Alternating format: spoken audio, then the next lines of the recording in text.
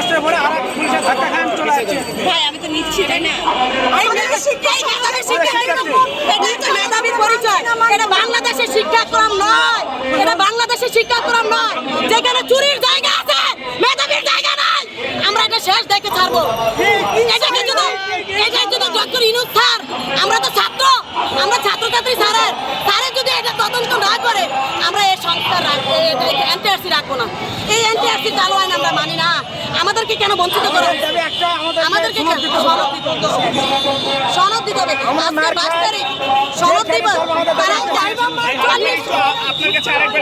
40 পায় যে শিক্ষার্থী চাকরি করতে পারে আর আমরা 80 পাই।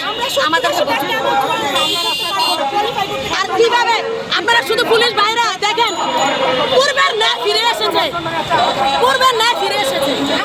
সরকারের বিপক্ষে সরকার কি বুঝে না? সরকারের বিপক্ষে দাঁড় করানোর জন্য আমাদেরকে দাঁড় করাইছে। সরকার বুঝে না, সরকার